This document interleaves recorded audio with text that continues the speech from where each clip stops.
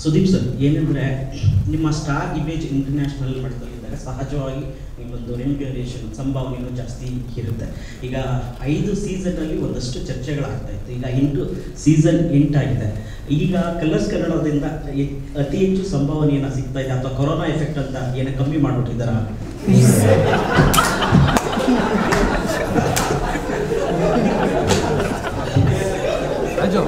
Sir, ಎಲ್ಲ ಕಡೆ ಯಾಕೆಂದ್ರೆ ಸಹಜವಾಗಿ ಈ ತರದ ಘಟನೆಗಳು ಎಲ್ಲ ಕ್ಷೇತ್ರದಲ್ಲೂ ನಡೀತಾ ಇದೆ.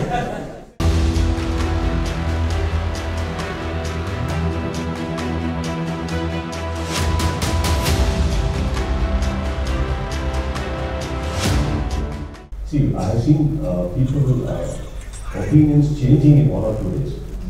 ಏನೋ ಮಾಡಕ್ಕೂ ಏನೋ ಮಾಡಿ ಒಳ್ಳೆ ಹೆಸರುಗಳು ಹಾಳಾಗಿರೋದು ನೋಡಿದ್ದೀನಿ. ಕೆಲವೊಬ್ಬರು ಒಪಿನಿಯನ್ ಇಲ್ಲ ಅನ್ನೋರ ಮೇಲೆ ಒಪಿನಿಯನ್ ಸಿಕ್ಕಾಪಟ್ಟೆ ಏರೋದು ನೋಡಿದ್ದೀನಿ. Things can happen anything. I think you can never predict. ಇವತ್ತಿಗೂ ನಾನು ಹೇಳಬೇಕಂದ್ರೆ ಆ್ಯಕ್ಚುಲಿ ನಿಮಗೆ ಉಷಾ ವೆಂಕಟ್ ಅವ್ರದ್ದು ಸೀಸನಲ್ಲಿ ಅವರು ಆ ಕೈ ಎತ್ತಿರಲಿಲ್ಲ ಅಂದರೆ ಅವ್ರಿಗೆ ಸಂಪೂರ್ಣವಾಗಿ ಗೆಲ್ಲೋ ಸಾಧ್ಯತೆ ಇತ್ತು ಆ ವರ್ಷ. ಅವ್ರಿಗೆ ಅಷ್ಟು ಚೆನ್ನಾಗಿ ಓಟ್ ಬರ್ತಾಯಿತ್ತು. Actually people are like it. But ಅದೇನೋ ಕೆಲವರು ಪ್ರವೋಕ್ ಮಾಡಿ ಪಾಪ ಅವರು I feel bad for but anything can happen. In fact ಅವತ್ತು ಬೆಳಗ್ಗೆ ನಾನು ಇನ್ನೂ ಶೂಟ್ ಹೋಗಬೇಕು. ಅವ್ರು ಸ್ಟಾಕಿಂಗ್ ಬರೋ ನಾವು ಮಾತಾಡ್ಕೊಂಡು ಜನರಲ್ ನಾವು ಕೂತ್ಕೊಂಡಿದ್ವಿ. ದೋ ಓಟ್ಸ್ ಗೊತ್ತಿದ್ರು ಎಲ್ಲ ಗೊತ್ತಿದ್ರು ಜನರಲ್ ಆಗಿ ಹೋಗ್ತಾ ಜಸ್ಟ್ ಹ್ಯಾಪನ್ ಟು ಎಕ್ಸ್ಪ್ರೆಸ್ ನನಗೇನೋ ವ್ಯಕ್ತಿಗೆಲ್ಲ ಕಾಣ್ತಾರೆ ಅನ್ನಿಸ್ತಾ ಇದೆ ನನಗೆ. ನಾನು ಯಾವತ್ತೇ ಪರಮೇಶ್ವರ್ ಗುಂಡ್ಕಲ್ ಹಾಗೂ ನೀವು heart and soul of Bigg Boss, ನಿಮ್ಮಿಬ್ಬರಲ್ಲಿ ಯಾರು ಜಾಸ್ತಿ ಡಿಫಿಕಲ್ಟ್ ಟು ವರ್ಕ್ ವಿತ್? ಇದು ಇಬ್ಬರಿಗೂ ಕ್ವೆಶ್ಚನ್ ಕೇಳ್ತಾರೆ. ಮೀ ಓಪನ್ ಮಾಡಿ.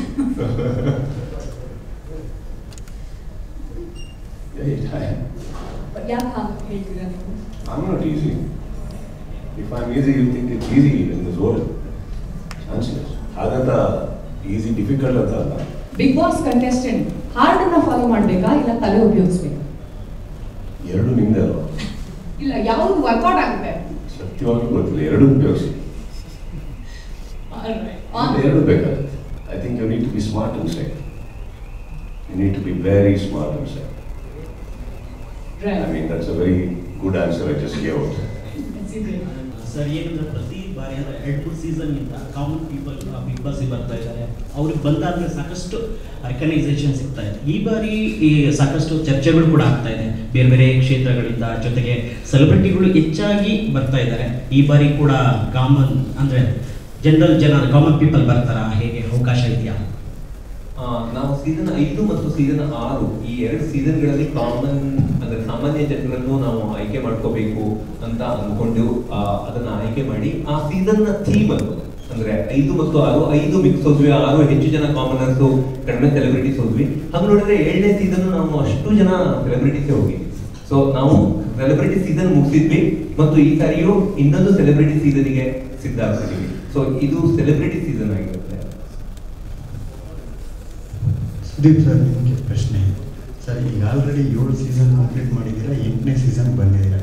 ಈ 7 ಸೀಸನಲ್ಲಿ ಸಾಕಪ್ಪ ಅಂತ ಯಾವ್ದಾದ್ರು ನಿಮ್ಮ ಆಂಕರಿಂಗಲ್ಲಿ ಸಾಕಪ್ಪ ಅಂತ ಅನಿಸಿದೆ? ಒಂದು ವೇಳೆ ಅನಿಸಿದ್ರೆ ಯಾವ ಸೀಸನ್ ಆಗಿದೆ, ಯಾಕೆ ಸರ್? 6th season. ಒಂದ್ಸತಿ ನೀವೇ ಹೋಗ್ಬಿಡಿ ಪ್ಲೀಸ್. ಫಸ್ಟ್ ಎಪಿಸೋಡ್ ಇಲ್ಲ, ಲಾಸ್ಟ್ ವರೆಗೂ ಒಂದ್ಸತಿ ನೋಡಿ. ಆಮೇಲೆ ನಿಮಗೆ ವಾಪಸ್ ನೀವು ಕೇಳಬೇಕು ಅಂತ ನಾನು ಸವಾಲು. ನಾನು ಹಾಗಂದ್ಬಿಟ್ಟು 6ನೇ ಸೀಸನ್ ಇರೋ ಕಂಟೆಸ್ಟೆಂಟ್ಸ್ಗಳಿಗೆ ಅಥವಾ ಅವ್ರನ್ನ ನಾನು ಕೇವಲವಾಗಿ ನಾನು ನೋಡ್ತಾ ಇಲ್ಲ. But I try to tell you,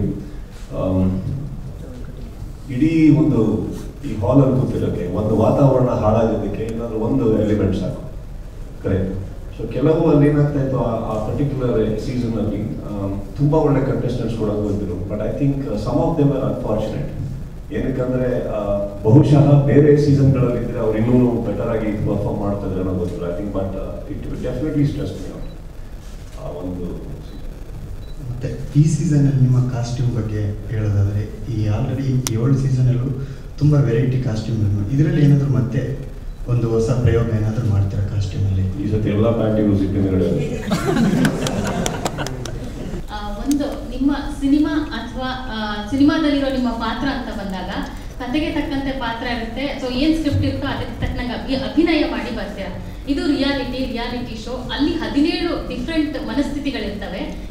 ಈ ಕಡೆ ಸೈಡಲ್ಲಿ ನೀವು ಒಬ್ಬರೇ ಇರ್ತೀರಾ. ಸೊ ಸುದೀಪ್ ಅವರು ಮಾನಸಿಕವಾಗಿ ಆ 17 ಮನಸ್ಸುಗಳನ್ನ ಸ್ಟಡಿ ಮಾಡಿ ಏನೋ ಒಂದು ಅವರಲ್ಲಿ ನಡೆಯುವಂತಹ ಪ್ರತಿಯೊಂದು ಇದಕ್ಕೂ ನೀವು ಯಾವ ರೀತಿ ಮಾನಸಿಕವಾಗಿ ರೆಡಿ ಆಗ್ತೀರಾ ಅಂತ ಹೇಳಿ ಪ್ರತಿ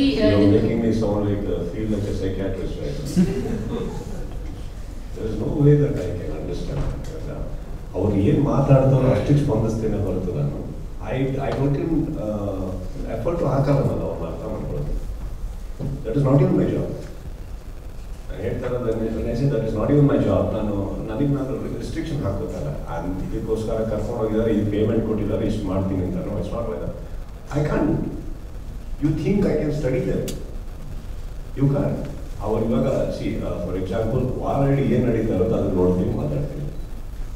So, but don't you think everybody is giving an opinion that they want you to have? ಈಗ ಮುಂದೆ ಕೂತಾಗ ಹೇಗೆ ಮಾತಾಡ್ತಾರೋ ಅಷ್ಟು ನನ್ನ ಕಣ್ಣಿಗೆ ಕಾಣೋದು. ಅದಕ್ಕೆ ಸ್ಪಂದಿಸ್ತೀನಿ ಅಷ್ಟೇ. ಅವ್ರನ್ನ ಅರ್ಥ ಮಾಡ್ಕೊಳ್ಳೋದೆಲ್ಲ ಸಾಧ್ಯನೇ ಇಲ್ಲ. ಯಾರು ಅರ್ಥ ಮಾಡ್ಕೊಳ್ತಾರಲ್ಲ, it's not about just the contestants. I don't think we can study anyone. I doubt. Can you? Mentally ನೀವು ಒಂದಷ್ಟು ಪ್ರಿಪೇರ್ ಆಗಿ ಹೋಗ್ತೀರಾ? ನಾನು 17 ಮೆಂಟಲಿ ಪ್ರಿಪೇರ್ ಆಗ್ತಾನೆ ಇರ್ತೀನಿ. ಇವತ್ತೇನೋ ನಡೆಯುತ್ತೆ, ಇನ್ನೊಂದು 5 ಕಾಫಿ ಜಾಸ್ತಿ ಆಗುತ್ತೆ, ಏನೋ ಇರುತ್ತೆ. ಬಟ್ ಅದು ನಡೀಲಿಲ್ಲ ಅಂದಾಗ ಭಾಳ ಖುಷಿಯಾಗ ಕಾಫಿ ಕುಡಿದ್ಬಿಟ್ಟಿದ್ದೀನಿ ಅಷ್ಟೇ. ಮೆಂಟಲಿ ಪ್ರಿಪೇರ್ ಆಗಿ ಆಗ್ತೀನಿ, ಏನೋ ಒಂದು ಇರುತ್ತೆ ಅಂತ. But I can see, let us say a big boss. ಏನು ಆಗದೆ, ಯಾರು ಮಾಡ್ತಾರೆ?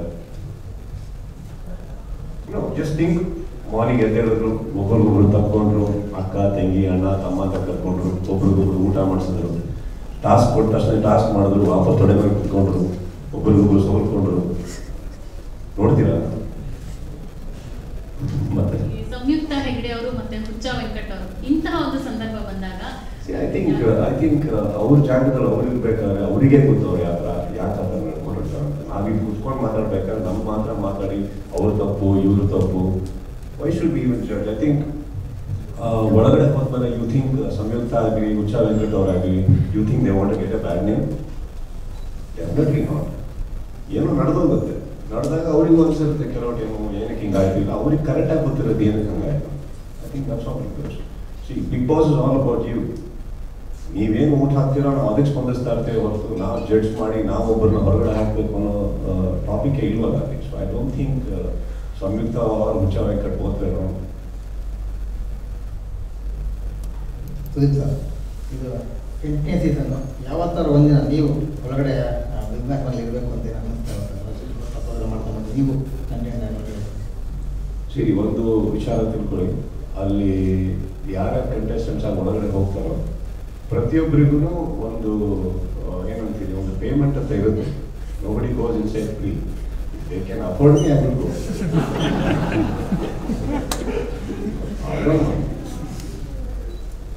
ಸರ್, ಸೆಲೆಬ್ರಿಟಿಗಳು ಸ್ಟಾರ್ಗಳೆಲ್ಲ ಸೇರಿಸಿ ಯಾವತ್ತು ಬಿಗ್ ಬಾಸ್ ಒಳಗಡೆ ಮೇಲೆ ಕೆಳಗಡೆ ಎಲ್ಲ ಕಡೆಯಿಂದ ಬಿ ಆಗ್ಬೇಕಿರ್ತವೆ.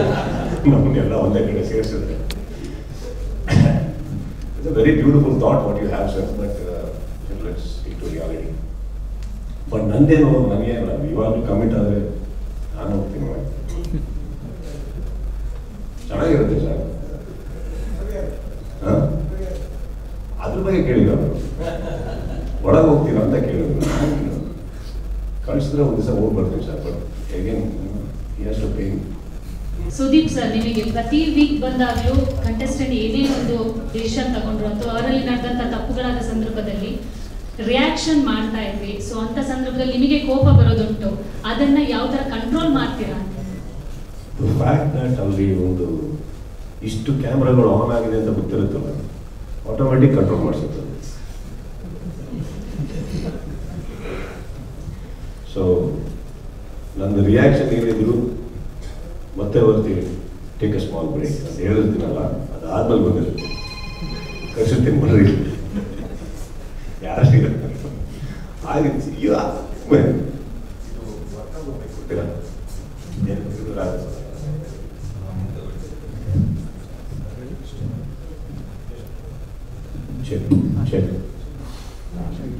ಸೊ ಕೋಪ ಬರಲ್ಲ ಅಂತ ಏನಿಲ್ಲ. ಸಿ ಅದರಲ್ಲೂ 2 ರೀತಿ ಇದೆ.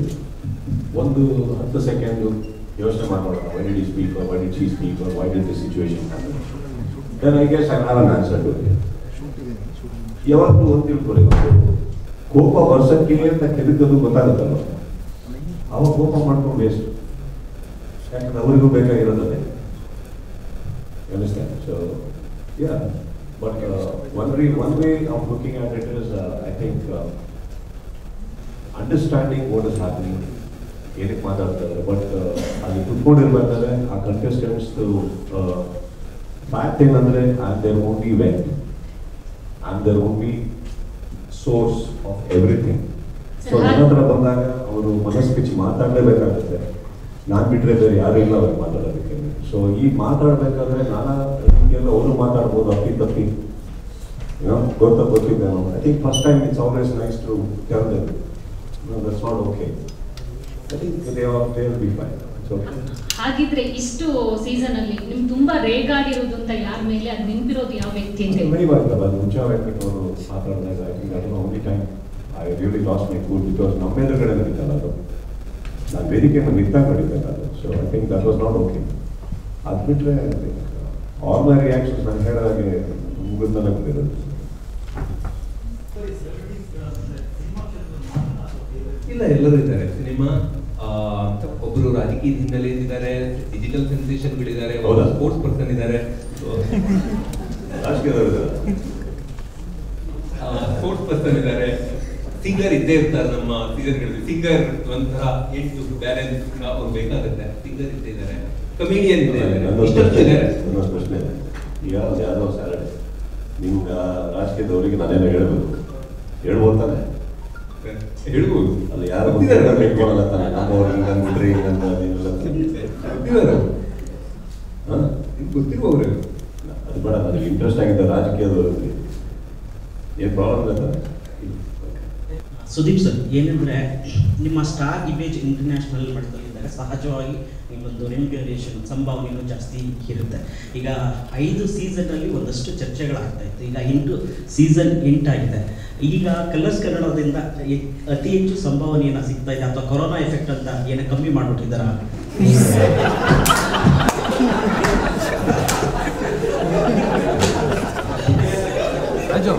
ಸರ್, ಎಲ್ಲ ಕಡೆ ಯಾಕೆಂದ್ರೆ ಸಹಜವಾಗಿ ಈ ತರದ ಘಟನೆಗಳು ಎಲ್ಲ ಕ್ಷೇತ್ರದಲ್ಲೂ ನಡೀತಾ ಇದೆ.